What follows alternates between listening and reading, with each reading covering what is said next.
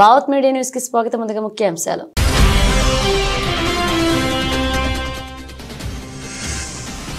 కాళేశ్వరం ప్రాజెక్టును ఉదాహరణగా చూపించి అధికారులకు సీఎం రేవంత్ రెడ్డి హెచ్చరిక.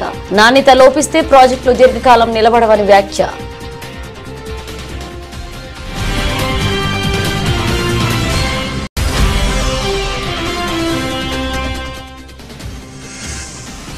తెలంగాణ మంత్రి పొంగులేటి ఇంట్లో ఈడీ సోదాలు. మొత్తం 15 చోట్ల ఏకకాలంలో సోదాలు.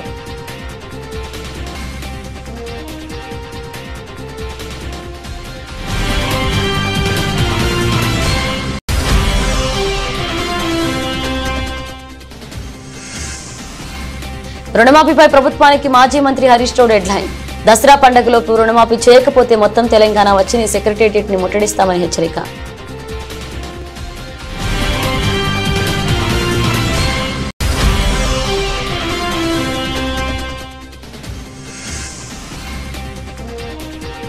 లంగర్ హౌస్ లో మూసి నిర్వాసితుల ఆందోళన. భారీగా ట్రాఫిక్ జామ్.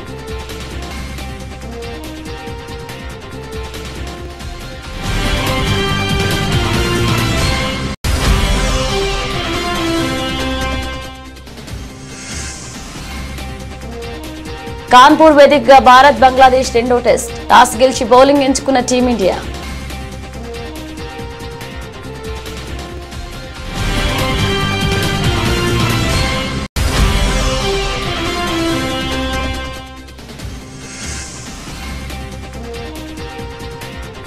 పరుగులు పెడుతున్న పసిడి ధర 78,000 దాటేసి సరికొత్త రికార్డ్.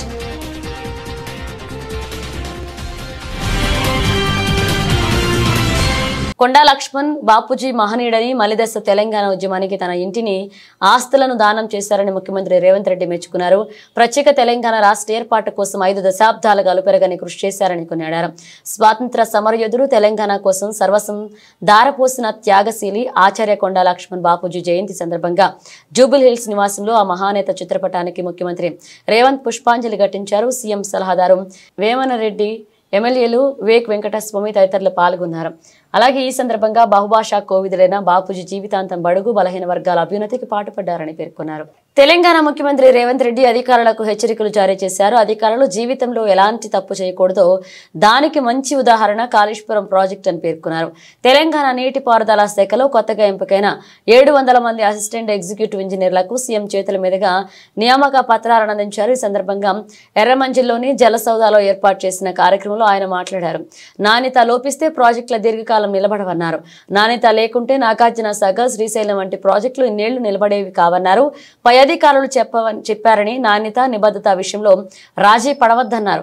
దశాబ్దాల క్రితం నిర్మించిన నాగార్జున సాగర్, శ్రీశైలం ప్రాజెక్టు లక్షల ఎకరాలకు నీళ్లు అందిస్తున్నాయన్నారు. కానీ 5 ఏళ్ల క్రితం నిర్మించిన కాళేశ్వరం ప్రాజెక్టు అప్పుడు కూలిపోయిందన్నారు. ఇక నిర్మాణం పూర్తి కాకముందే కూలిపోయిన కాళేశ్వరం ప్రాజెక్టును ప్రపంచ అద్భుతంగా గత పాలకులు అభివర్ణించారని మండిపడ్డారు. కాళేశ్వరం విషయంలో ఎవరిని బాధ్యులను చేయాలి, క్షేత్రస్థాయిలో ఇంజనీర్లు సమర్థవంతంగా పనిచేసి ఉంటే ఈ పరిస్థితి ఉండేది కాదన్నారు. నిర్మాణ సామాగ్రి నాణ్యత కూడినది కాదని, ఇంజనీర్లు వెనక్కి పంపిస్తే కూలిపోయే పరిస్థితి వచ్చేది కాదన్నారు.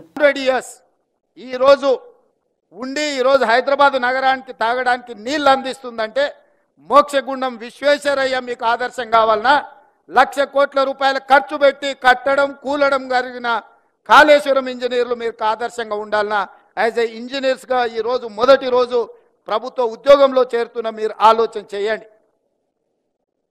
ఇది నిజంగా అంటే ఎవరిని ఏమనాలో తెలియని పరిస్థితి. ఏమని అనాలన్నా more than 50% department they worked in Kaleshwaram. వాళ్ళందరి మీద చర్యలు తీసుకుంటే అసలు డిపార్ట్మెంటే ఉండదు, రద్దు చేయాల్సిన పరిస్థితి ఉంది. చర్యలు తీసుకోకపోతే అందులో ఉన్న వాళ్ళనే మీరు కొనసాగిస్తున్నారని మేము ఆరోపణలు ఎదుర్కోవాల్సిన పరిస్థితి. దీన్ని ఏ రకంగా విశ్లేషించాలనో ఎవ్రీడే కమిషన్ ముందుకెళ్ళి సేమ్ గతంలో పనిచేసే ఇంజనీర్లే కమిషన్ చైర్మన్ ముందుకు వెళ్తున్నారు. అద్భుతమని ఆయనకు చెప్పడానికి ప్రయత్నం చేస్తున్నారు. ఆయన అడిగేదానికి వీళ్ళ దగ్గర సమాధానం లేదు. ఎవరిని ఎవరు ప్రొటెక్ట్ చేయాలనో ఎవరికి తెలియకుండా పోయింది. అంటే ఈ కారణాలు క్షేత్రస్థాయిలో పనిచేసిన ఇంజనీర్లు గతంలో ఏదైనా ఇంజనీరింగ్ మిస్టేక్ లేకపోతే సిడిఓలో అప్రూవల్ లేకపోతే క్షేత్రస్థాయిలో ఉన్న ఇంజనీర్లు రెఫ్యూజ్ చేసేటోళ్ళు, రిమార్క్స్ రాసేటోళ్ళు తిరిగి మళ్ళీ మాకు ప్రాపర్ డైరెక్షన్ కావాలి అని అడిగేటోళ్ళు. డి చెప్పినాను ఏఈ, ఈ చెప్పినాను డి, ఎస్ఈ చెప్పినాను ఈ, సిఈ చెప్పినాని ఎస్సీ, ఈఎన్సీ చెప్పినాని సి, ఇరిగేషన్ సెక్రటరీ చెప్పినాను ఈఎన్సీ, సంబంధిత శాఖ మంత్రి చెప్పినాని సెక్రటరీ, ముఖ్యమంత్రి చెప్పినాని సంబంధిత శాఖ మంత్రి. అల్టిమేట్గా పొలిటికల్ ఎగ్జిక్యూటివ్ తీసుకునే రాంగ్ డెసిషన్స్ ఏఈ వరకు చేరి క్షేత్రస్థాయిలో అమలు చేయాల్సింది ఏఈలే. తెలంగాణ మంత్రి పొంగులేటి శ్రీనివాసరెడ్డి నివాస్ ఇంట్లో ఎన్ఫోర్స్మెంట్ డైరెక్టరేట్ అధికారులు సోదాలు చేపట్టారు. ఢిల్లీ నుంచి వచ్చిన అధికారుల బృందం ఏకకాలంలో 15 చోట్ల తనిఖీలు చేస్తుంది. గత ఎన్నికల సమయంలో పొంగులేటి శ్రీనివాసరెడ్డి నివాసాల్లో అధికారులు సోదాలు చేపట్టారు. జూబ్లీ హిల్స్ లోని మంత్రి పొంగులేటి శ్రీనివాసరెడ్డి ఇంట్లో ఈడీ అధికారులు తనిఖీలు చేపట్టారు. హిమాయత్ సాగర్ లో గల ఫామ్ హౌస్, పొంగులేటి శ్రీనివాసరెడ్డి కూతురు, బంధువుల ఇళ్లలో రైడ్స్ కొనసాగుతున్నాయి. పొంగులేటి శ్రీనివాసరెడ్డికి చెందిన రాఘవ కన్స్ట్రక్షన్స్ ఇన్ఫ్రా కార్యాలయాల్లో ఈడీ అధికారులు సోదాలు చెప్పారు. కంపెనీ ఎండీ అలాగే డైరెక్టర్ నివాసాలు, కార్యాలయాల్లో 15 బృందాలు తనిఖీలు చేపట్టింది. పొంగులేటి శ్రీనివాసరెడ్డి కుమారుడు హర్షారెడ్డి చిన్న వయసులోనే బిలీనియర్గా మారారు. రాఘవ కన్స్ట్రక్షన్స్ వ్యవహారాలను ఆయనే పర్యవేక్షిస్తున్నారు. హర్షారెడ్డి పేరుతో 1300 కోట్ల ఆస్తులు ఉన్నాయి. ఇది చర్చనీయాంశమవుతుంది. ఈ క్రమంలో పరుసుగా ఈడీ రైడ్స్ జరగడం చర్చకు దారి తీస్తోంది. నంగనూరు మండల కేంద్రంలో బీఆర్ఎస్ నేతలు ధర్నా చేపట్టారు. 2 లక్షల రుణమాఫీతో పాటు రైతులకు తెలంగాణ కాంగ్రెస్ ప్రభుత్వం ఇచ్చిన హామీలు వెంటనే అమలు చేయాలని డిమాండ్ చేస్తూ నిరసన కార్యక్రమాన్ని చేపట్టారు. ఈ ధర్నాలో మాజీ మంత్రి హరీష్ రావు పాల్గొన్నారు. ఈ సందర్భంగా ఆయన మాట్లాడుతూ రుణమాఫీపై ప్రభుత్వానికి మాజీ మంత్రి హరీష్ రావు డెడ్ లైన్ విధించారు. దసరా పండగలోపు రుణమాఫీ చేయకపోతే మొత్తం తెలంగాణ వచ్చి నీ సెక్రటేరియట్ ని ముట్టడిస్తామని హెచ్చరించారు. సంబంధం లేదన్నావు, రేషన్ కార్డుతో సంబంధం లేకుండా రుణమాఫీ చేస్తా అన్నావు. మరి ఎందుకు ఇంతమంది ఆగబట్టినవి? ఒక మల్యాల ఊర్లో ఇంతమంది కాగినాయి. ఒక రేషన్ కార్డు పేరు మీద ఇంతమంది ఆగబట్టినావు. బ్యాంకులు అప్పిచ్చేటప్పుడు రేషన్ కార్డు అడిగినరా? పాస్బుక్ అడిగిండ్రు గంతే. పాస్బుక్ చూసి అప్పిచ్చినప్పుడు మాఫీ చేసేటప్పుడు కూడా పాస్బుక్ చూసే మాఫీ చేయాలి. ఎందుకు రేషన్ కార్డుతో ముడిపెడుతున్నావు? ఇది మోకాలకు బోడగుండుకు ముడిపెట్టినట్టు రేషన్ కార్డుతో ముడిపెట్టి రైతుల ఉసురు పోసుకుంటున్నాడు ఇవాళ రేవంత్ రెడ్డి గారు. దయచేసి ఆలోచన చేయండి.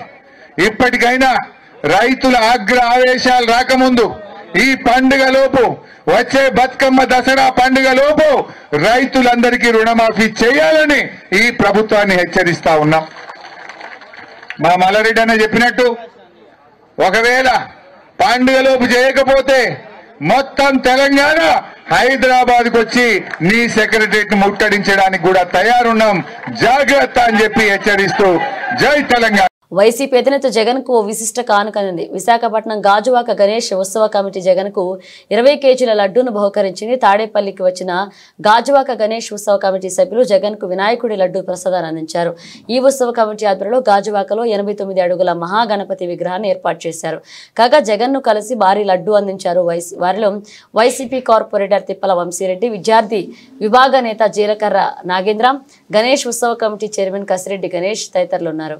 రాష్ట్రంలోని సాగునీటి ప్రాజెక్టులను ప్రాధాన్యత క్రమంలో పూర్తి చేయాలని ముఖ్యమంత్రి రేవంత్ రెడ్డి అధికారులను ఆదేశించారు. 6 నెలల్లో వీలైనంత ఆయకట్టుకు సాగునీటిని అందించే ప్రాజెక్టులను మొదటి ప్రాధాన్యంగా ఎంచుకోవాలన్నారు. రాబోయే 2 ఏళ్లలో పూర్తయ్యే ప్రాజెక్టుల పనులను వేగవంతం చేయాలని ఇరిగేషన్ శాఖకు దిశానిర్దేశం చేశారు. పెండింగ్ లో ఉన్న సాగునీటి ప్రాజెక్టులపై జలసౌదాలో మంత్రి ఉత్తమ్ కుమార్ రెడ్డి, పొన్నం ప్రభాకర్, తుమ్మల నాగేశ్వరరావు, నీటిపారుదల శాఖ ఉన్నతాధికారులతో ముఖ్యమంత్రి సమీక్ష సమావేశాల్లో పలు సూచనలు చేశారు. జవహర్ నెట్టెంపాడు ఎత్తిపోతల పథకంతో కట్టిన గుడ్డెందొడ్డి రిజర్వాయర్ సామర్థ్యాన్ని 1.5 టీఎంసీల నుంచి 15 టీఎంసీలకు పెంచే ప్రతిపాదనలు పరిశీలించాలని ముఖ్యమంత్రి రేవంత్ రెడ్డి అధికారులను ఆదేశించారు. జూరాల రిజర్వాయర్ ప్రాజెక్టుపై ఉన్న 7 లక్షల ఎకరాల ఆయకట్టుకు స్థిరీకరించడంతో భాగంగా గుడెందొడ్డి రిజర్వాయర్ సామర్థ్యం పెంపునకు తగిన చర్యలు తీసుకోవాలన్నారు. ఇక రిజర్వాయర్ సామర్థ్యం పెంపునకు 4,500 కోట్ల నుంచి 5,000 కోట్ల దాకా ఖర్చు అవుతాయని అధికారులు అంచనా వేశారు. రేలంపాడు రిజర్వాయర్లో సీపేజీ భారీగా ఉండడంతో నీటిని నిల్వ చేయాలని పరిస్థితి ఉందని, దీనికి కరెంట్ కౌంటింగ్ చేస్తే సీపేజీ తగ్గుముఖం పడుతుందని అధికారులను గుర్తు చేయగా మరమ్మతులు చేసి రిజర్వాయర్ సామర్థ్యాన్ని 2 టీఎంసీల నుంచి 4 టీఎంసీలకు పెంచాలని ఆదేశించారు. హన్మకొండ జిల్లా శ్రీ భద్రకాళీదేవి శరన్నవరాత్రి మహోత్సవాల్లో పాల్గొనవలసిందిగా దేవస్థాన పాలక మండలి ముఖ్యమంత్రి రేవంత్ కి ఆహ్వానం అందించింది. శాసనసభ్యులు నాయని రాజేందర్ రెడ్డి, దేవస్థాన చైర్మన్ శేషు, ఈవో శేషు భారతి జూబ్లీ హిల్స్ నివాసంలో ముఖ్యమంత్రిని కలిసి ఆహ్వానం అందించారు.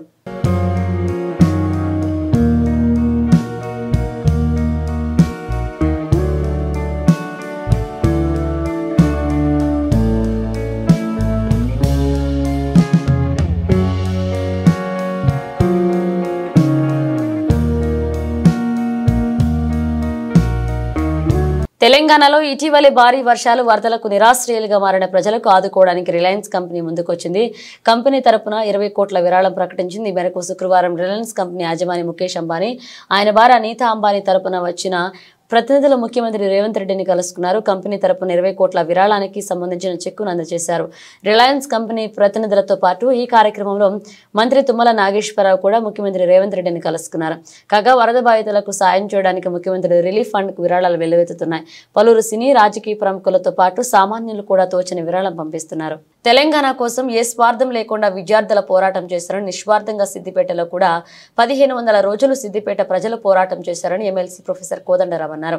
తెలంగాణలో ఆకలి చావులు ఉండకూడదని, ప్రతి ఒక్కరికి ఉద్యోగం రావాలని, రాష్ట్ర అభివృద్ధి కోసం పోరాటం చేద్దామని ఎమ్మెల్సీ ప్రొఫెసర్ కోదండరాం పిలుపునిచ్చారు. సిద్దిపేట జిల్లా కేంద్రంలోని ఎన్జీఓ భవన్లో తెలంగాణ ఉద్యమకారుల వేదిక ఆధ్వర్యంలో ఏర్పాటు చేసిన ఆత్మీయ సభలో ఎమ్మెల్సీ ప్రొఫెసర్ కోదండరాం పాల్గొన్నారు. ఈ సందర్భంగా వారికి ఘనంగా సన్మానించారు. అందరూ సంఘటితంగా పోరాడితే తెలంగాణ వచ్చిందన్నారు. ఒక్కడినే కోట్లాడినా నేనే ఎల్లుకుంటా, నా కుటుంబం కోసం ఏలుకుంటా అని పరోక్షంగా కేసీఆర్ ను విమర్శించారు. దీంతో ఇవాళ ఖజానా ఖాళీ అయిందన్నారు. ప్రభుత్వంతో కోట్లాడాలని, కానీ నాకు ఇప్పుడు ప్రభుత్వంతో కలిసి పనిచేయడానికి ఎమ్మెల్సీ వచ్చిందన్నారు. మనోడే ఎమ్మెల్సీ అయిండు కాబట్టి పోయి చెప్పవలసిందే. ఇంకొకరైతే చెప్పలేం కదా, ఇంకొకరైతే చెప్పలేం కాబట్టి పోయి చెప్పుకుందాం అనేది ఒక ఆలోచన అందరిలో వచ్చింది. నాకు కూడా సంతోషమే అనిపిస్తున్నది. ఆడిదాకనైతే చేరుతాయనే నమ్మకం కూడా ఉన్నది అందరికీ. గవర్నమెంట్ దాకనైతే పోతుంది ముచ్చట, ఎవరో వచ్చి తీసుకుపోయి చెప్పైతే వస్తారు అనే ఒక విశ్వాసం కూడా అందరిలో ఉంది. ఇది నాకు సంతోషాన్నే కలిగిస్తున్నది. తప్పకుండా మనమందరము ఈ విషయాలపైన దృష్టి పెట్టవలసిన అవసరం ఉందని అంగీకరిస్తూ, కొట్లాడి తెలంగాణ తెచ్చుకున్నాక అందరం ఏమనుకున్నామంటే మనోడే గవర్నమెంట్లో ఉంటాడు, ఇట్లా పోయి చెప్తే పనులు అయిపోతాయి అని చెప్పి ఆ రోజు అందరం కూడా ఆశపడ్డాం. ఇక్కడ ఉన్నోళ్ళందరూ కొట్లాడిన వాళ్ళే. అనేక మంది యువతీ యువకులు అమరులైపోయినరు. వాళ్ళైతే మళ్ళీ వెనక్కి వచ్చేటోళ్ళు కాదు. ఈ తెలంగాణలో ఏదో కుర్చేసుకొని కూర్చుందామనే ఆశ కూడా వాళ్ళకు లేదు. ఏం కోరుకున్నామంటే మన గవర్నమెంట్ ఉంటుంది, మన మాట వింటారు, మన సమస్యలు పరిష్కారం అవుతాయని అనుకున్నాం. కానీ మన రాష్ట్రంలోనే మనం పరాయోళ్ళమైనాం, కొట్లాడిన వాళ్ళమే పరాయోళ్ళం అయిపోయినాం. మనం ముచ్చటేవాడు వినకుండా అయిపోయింది, అరణ్య రోదన అయిపోయింది మనందరిది కూడా. ఏదైనా రోడ్ల మీద పడి కొట్లాడుతుంటే పత్రికలు వస్తే కొన్ని అయితే అయినట్టు లెక్క, లేకపోతే లేదు. అట్లా మనం ఒక ప్రయత్నం చేయవలసిన దుస్థితిలోకి నెట్టబడ్డం. అనేక సమస్యలు, గెస్ట్ లెక్చరర్లకు కాంట్రాక్ట్ లెక్చరర్లను రెగ్యులరైజ్ చేస్తామన్నారు. ఒక 500 మంది మిగిలిపోయినారు. వాళ్ళకు కూడా చేస్తే అయిపోయాయి. ఈ గెస్ట్ మూసీ పరివాహక ప్రాంతంలో ప్రజల ఆమోదం తీసుకున్న తర్వాతే మీరు ప్రాజెక్టులో ముందుకు పోవాలని బీఆర్ఎస్ నేత పటోళ్ల కార్తీక్ రెడ్డి ప్రభుత్వాన్ని కోరారు. ఈ విషయమే ఆయన తెలంగాణ భవన్లో మీడియాతో మాట్లాడుతూ, ప్రజల ఆమోదం తీసుకోకుండా ముందుకు వెళ్లి తాము బలవంతం చేస్తామంటే మాత్రం హైదరాబాద్ మరొక అగ్నిగోళం అవుతుందన్నారు. మీ వెంట కేసీఆర్ ఉన్నాడు, మీరు ఎవరు భయపడవద్దు, బీఆర్ఎస్ పార్టీ వాళ్ళ తరపున నిల్చుంటుందని బాధితులకు పటోళ్ల కార్తీక్ రెడ్డి భరోసా ఇచ్చారు. మేము ఏదో బెటాలియన్ తీసుకొని హైడ్రాల్ ఎట్లయితే మేము ప్రజలని ఇళ్ళ నుంచి బయటికి గుంజుకొచ్చి ఇల్లులు కూలగొడుతున్నామో, ఇది కూడా అంతే. మూసీ పరివాహక ప్రాంతంలో కూడా మేము రోజుకొక బెటాలియన్ తీసుకొచ్చి కాలనీలు ఖాళీ చేసి బలవంతంగా మేమేమైతే ఇల్లులు కూలగొడతామన్న ఆలోచనలు ఉన్నారేమో, ముమ్మాటికి ఆ ప్రజల యొక్క అభిప్రాయం తీసుకున్న తర్వాత వాళ్ళ ఆమోదంతోనే మీరు ఈ ప్రాజెక్టులో ముందుకు పోవాల్సిన అవసరం ఉన్నది. లేదు మేము బలవంతం చేస్తాము, మేము వాళ్ళని మిగతా దగ్గర ఎట్లయితే చేసినామో ఇంట్లోకి వెళ్ళి బయటికి గుంజుకొచ్చి రోడ్ల మీద పడేసి మేము వాళ్ళ ఇల్లులు కూలుస్తామంటే మాత్రం నేను హెచ్చరిస్తున్న, హైదరాబాద్ మరో అగ్నిగోళం అవుతుంది. హైదరాబాద్ అగ్నిగోళం అవుతుంది. మీరు అనవసరంగా పేద మధ్యతరగతి ప్రజల జోలికొచ్చి ఎవరో జోబులు నింపాలనే ఒక ఆలోచనతో పేద మధ్యతరగతి ప్రజల యొక్క ఇంట్లని కష్టం రూపాయి కూడగట్టి చెమటలు కక్కి రక్తం దారబోసి వాళ్ళు ఇల్లు కట్టుకున్నారే, ఆ ఇంట్లో జోలికి వచ్చి మా ఇష్టారాజ్యంగా వాళ్ళని బయటపడేసి మేము రాజ్యం వెళ్తాం, మేము మా మూసీని కట్టుకుంటామని మీరు అనుకుంటే మాత్రం బీఆర్ఎస్ పార్టీ వాళ్ళ తరఫున నిల్చుంటుంది. హైదరాబాద్ మాత్రం మరో అగ్నిగోళం చేస్తామని చెప్తున్నాం. This is a very serious warning. ఇంకో విషయం, ఎవరైతే మూసీ పరివాహక ప్రాంతంలో ప్రజలు ఎవరైతే భయభ్రాంతులకు గురవుతున్నారో మీకు అభయం ఇస్తున్నా, మీ ఎంట కేసీఆర్ ఉన్నాడు, మీ ఎంట కేసీఆర్ ఉన్నాడు, మీరు ఏం భయపడొద్దు. అన్యాయంగా అకారణంగా మిమ్మల్ని ఎవ్వరు ఇంట్లోకి వెళ్ళి వెళ్ళగొట్టినా కూడా ఒక్క ఫోన్ కాల్ చేయండి, పిట్టలాగా వాలిపోతాం మీ దగ్గర. మీకు ఎక్కడ కష్టం వచ్చినా, ప్రభుత్వ అధికారులు మిమ్మల్ని ఎప్పుడు భయపెట్టాలని ప్రయత్నం చేసినా మాకు ఒక ఫోన్ కాల్ చేయండి, మా పార్టీ మీ తరఫున వచ్చి కొట్లాడతాం. ఎవరు కూడా మిమ్మల్ని అకారణంగా మిమ్మల్ని ఇంట్లోకి వెళ్ళి ఎవిక్ట్ చేయొద్దు. మీకు ఇష్టం లేకుండా ఎవరిని కూడా ఎవరి ఇల్లు కూడా కూలగొట్టొద్దని మా రెండో కండిషన్ ప్రభుత్వానికి చెప్పాలనుకుంటున్నాం. మునుగోడు నియోజకవర్గంలోని వివిధ గ్రామాల్లో పారిశుద్ధ్య పనుల పరిశీలన కోసం వెళ్తున్న శాసనసభ్యులు కోమటిరెడ్డి రాజగోపాలరెడ్డి దృష్టి ఒక ఆటో వైపు మళ్లింది.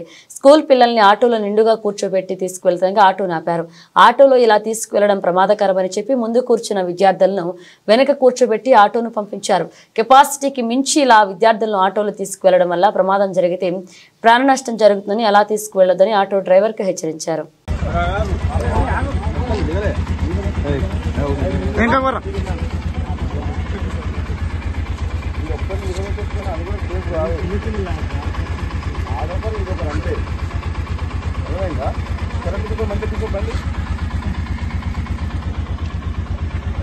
ఈడొకరు అంతే.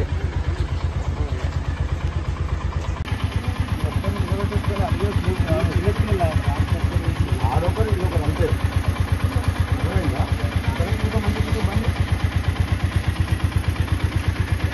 ఈడొకరు ఈడొకరు అంతే.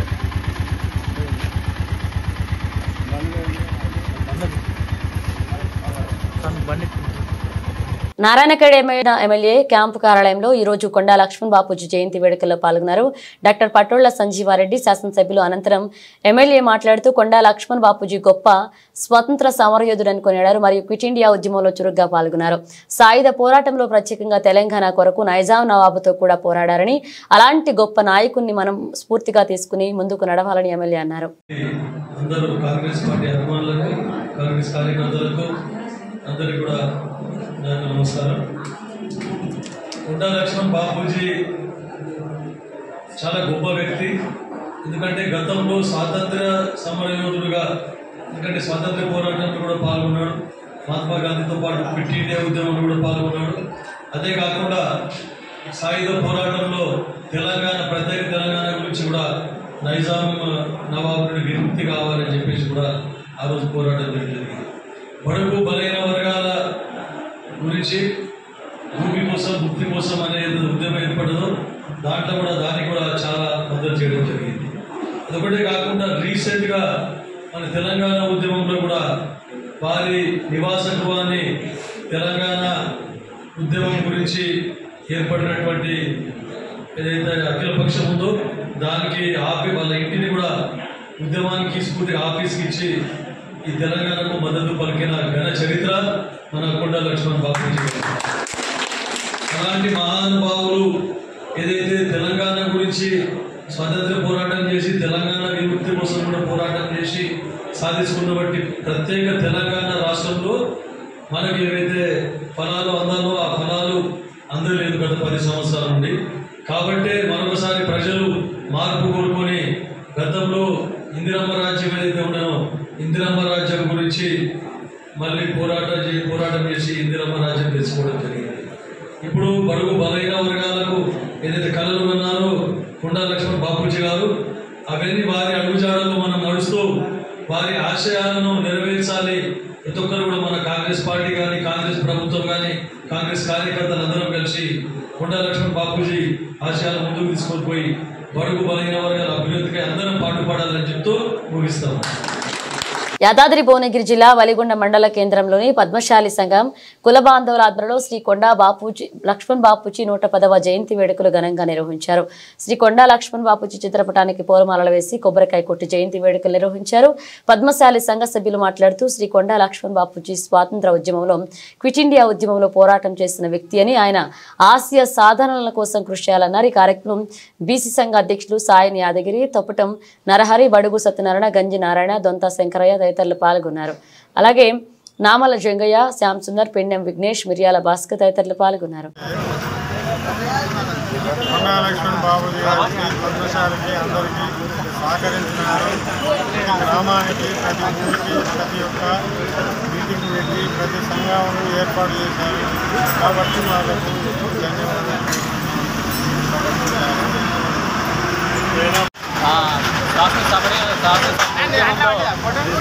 పాలు పంచుకోవడం కాకుండా తొలి దశలో అండ్ మలి దశ ఉద్యమాలలో పాలు పంచుకొని మనందరినీ జాగృతం చేసిన వాళ్ళల్లో మొదటి స్థానంలో ఆయన ఉంటారు. ఈరోజు తెలంగాణ ఉద్యమంలో ఉద్దండులుగా అని చెప్పుకునే పెద్ద పెద్ద వాళ్ళకు కూడా ఆయన గురువు, ఆది గురువు. ఆయన మంత్రిగా ఉన్నప్పుడే మన ఉమ్మడి రాష్ట్రం అంతా సంచరించి మొత్తము తెలంగాణ వ్యాప్తంగా వృత్తి పనుల సంఘాలలో ఉన్న అన్ని సమస్యలు తెలుసుకొని చర్చించి అందరికీ పెద్దలకు చెప్పి అంత సంఘాలు ఏర్పాటు చేయడంలో ఆయన సఫలీకృతమయ్యాడు. ఆ ఉద్దేశంగానే ఈరోజు కుల వృత్తుల సంఘాలు ఏర్పడి మనము మంచి పొజిషన్లో ఉన్నాయి. ఈరోజు మధ్య పారిశ్రామిక సంఘం అయితేనేమి అండ్ గౌడ పారిశ్రామిక సంఘం అయితేనేమి చాలా వృత్తులు ఉన్నాయి. అవన్నీ కూడా సంఘాలు ఏర్పాటు చేసుకోవడానికి ఆయనే మూల కారణం. ఈరోజు అవన్నీ ఫలాలన్నీ మనం అనుభవిస్తున్నాము. మన చేనేత గురించి కూడా చాలా శ్రమించేది ఆయన. ఎల్లప్పుడూ ఆయన ఎంతో కృషి చేసేది. ఈరోజు గత ప్రభుత్వం ఆయనకు తగిన గౌరవం ఇవ్వలేదు. కానీ కాంగ్రెస్ ప్రభుత్వం అయితే ఆయనని అధికారికంగా జయంతి వేడుకలు జరుపుకోవడము హర్షణీయము. ఇదే తొలి అడుగుగా భావించినాము. ఆయనకు గర్వంగా మేము ఫీల్ అవుతున్నాము. ఈరోజు ఆయన తెలంగాణ బిడ్డ, ఆయన మన పద్మశాలి బిడ్డ అండ్ బడుగు బలహీన వర్గాలకు ఆయన ఆశాజ్యోతి. ఆయన ఎన్నో సేవా కార్యక్రమాలు చేసిండు. ఈరోజు ఆయనకు మన స్కూల్ పుస్తకాలలో పాఠ్యాంశంగా ఆయన జీవిత చరిత్రని బోధించాలి. కంపల్సరిగా ఆయనని ప్రభుత్వ కార్యాలయాల్లో ఆయన పేరు కూడా పెట్టాలి. అదేవిధంగా ప్రభుత్వ రంగాలలో ఆయన పేరు కూడా పెడితే చాలా బాగుంటుంది. ఈరోజు తెలంగాణ పద్మశాల అంతా కూడా బడుగు బలహీన వర్గాలు అందరూ కూడా ఆయనని ఎన్నో సేవలు చేసిండు. ఇప్పుడు ఆయన జీవితం మొత్తము తెలంగాణ కోసము, ఆయన జీవితం మొత్తం బడుగు బలహీన వర్గాల కోసమే కేటాయించిండు. ఆయన ఆస్తి మొత్తం కూడా వాళ్ళకే పద్మశాలి యువజన సంఘం, పద్మశాలి కుల బాంధవులందరూ చేసుకోవడం చాలా గర్వంగా ఉంది. లక్ష్మణ్ బాబుజీ గారు మామూలు మనిషి కాదు, ఉద్యమ నేత. తెలంగాణ గురించి తన సొంత ఇంటిని కూడా ఉద్యమానికి చేసుకొని తెలంగాణను తెచ్చుకుని చెప్పి ఉన్న ఇంటిని కూడా వదిలేసిన మహానుభావుడు. తన మంత్రి పదవికి, ఎమ్మెల్యే పదవికి రాజీనామా చేసిన ఏకైక వ్యక్తి, బహుజన నాయకుడు. తను కొండ లక్ష్మణ్ బాబూజీ అనంటేనే యావత్ ఆంధ్రప్రదేశ్లో భయపడే రోజులలోనే తన ఉన్న ఆస్తిని కూడా పూరా ప్రజల కోసం, ప్రత్యేక తెలంగాణ కోసం తన ఇల్లును కూడా దానం చేసిన బహుజన నాయకుడు. అలాంటి నాయకుడిని జయంతులు జరుపుకోవడం, వర్ధంతులు జరుపుకోవడం చాలా గర్వించదగ్గ విషయం. ఎందుకనగా సాయుధ పోరాటంలో ఎంతోమంది వీరోచితంగా పోరాడిన వ్యక్తులలో తను ఎంతో ముందంజలో ఉండి తను అన్ని విధాల తన అనుకున్న పనులన్నీ సాధించాడు. ఈ పెద్దల కోరికలు తీరాలంటే మనకు తెలంగాణ వచ్చిందే తప్ప తెలంగాణలో ఉన్న ఆకలి కేకలు ఇంకా తీరలేదు. ప్రతిదీ కూడా తీరాలి అంటే ఇలాంటి పెద్దలు కోరుకున్న రాజ్యం రావాలని, మరియు ఈరోజు ఈ అవకాశం ఇచ్చి ఈ సందర్భంగా ఇటు కార్యక్రమానికి వచ్చేసిన వారందరికీ నమస్కారాలు తెలియజేస్తూ జై పద్మశాలి.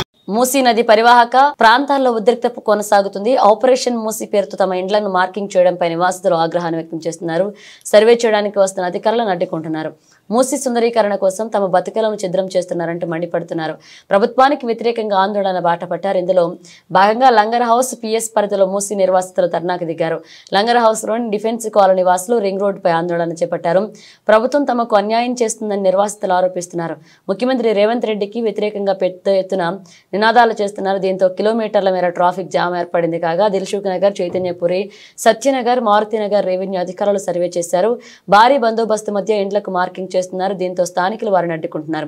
ఇక్కడి నుంచి ఎక్కడికి వెళ్లే తెలియదని డబుల్ బెడ్రూమ్ ఇండ్లు తమకు అవసరం లేదని స్పష్టం చేస్తున్నారు. సీఎం రేవంత్ రెడ్డిపై ఆగ్రహాన్ని వ్యక్తం చేశారు. ప్రజాపాలన, ఇందిరమ్మ పాలన అంటే ఇదేనా అని ప్రశ్నిస్తున్నారు.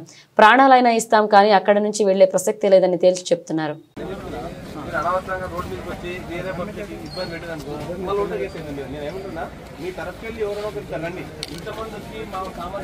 అంతమంది ఇల్లు కదా సార్, ఒక్కడి ఇల్లు కాదు కదా, అంతమంది ఇల్లు ఒక ఇల్లు వాళ్ళకొస్తే ఒక్క మంది పోతారు, ఐదుగురు వాళ్ళకొస్తే ఐదుగురు పోతారు. ఇవి మొత్తం ఇల్లు ఉన్నాయి, మొత్తం వాళ్ళు ఇల్లే పోతారు. మేము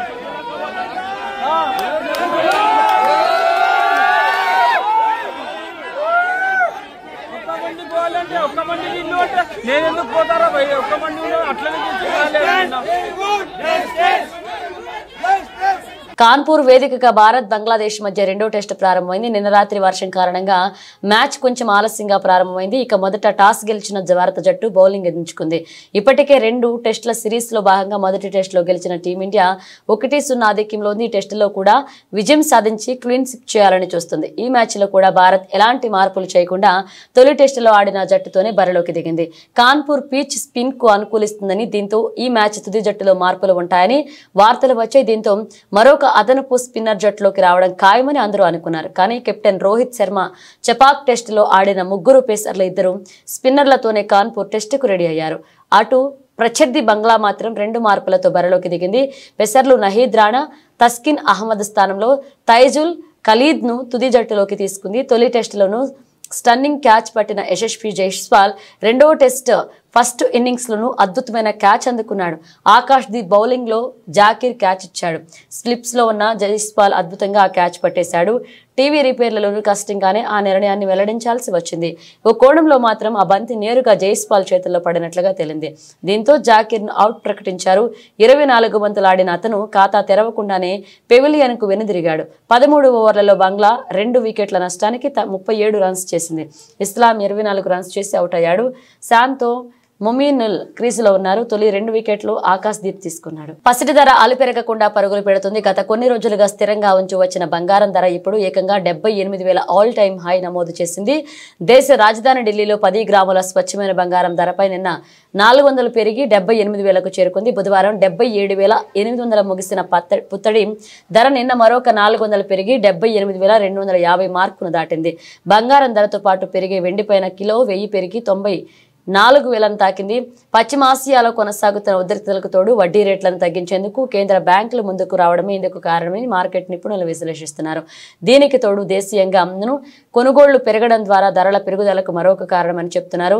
దసరా దీపావళి వేళ బంగారం ధరలు మరింత పెరిగే అవకాశం ఉందని, 80,000 మార్కును కూడా తాకవచ్చని విశ్లేషిస్తున్నారు. బులెటిన్ ముగించే ముందు హెడ్లైన్స్ మరోసారి.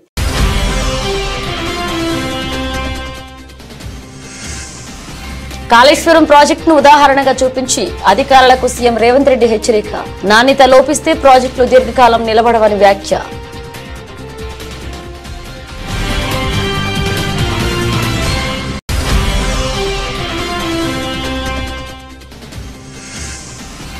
తెలంగాణ మంత్రి పొంగులేటి ఇంట్లో ఈడీ సోదాలు. మొత్తం 15 చోట్ల ఏకకాలంలో సోదాలు.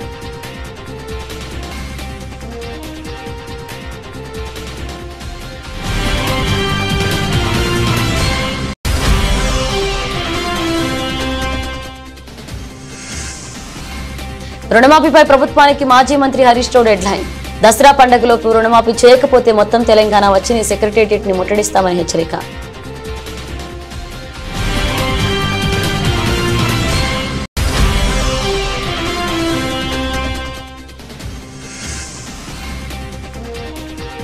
లంగర్ హౌస్ లో మూసీ నిర్వాసితుల ఆందోళన.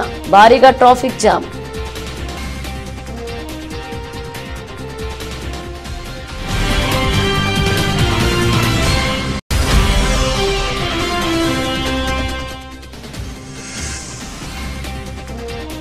కాన్పూర్ వేదికగా భారత్ బంగ్లాదేశ్ రెండో టెస్ట్. టాస్ గెలిచి బౌలింగ్ ఎంచుకున్న టీమిండియా.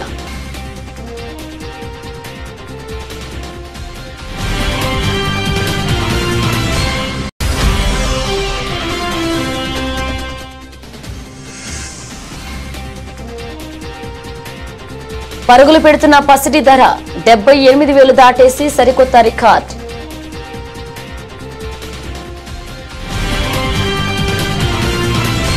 ఇవి బులెటిన్ అప్డేట్స్. మన అప్డేట్స్ తో మళ్ళీ కలుద్దాం.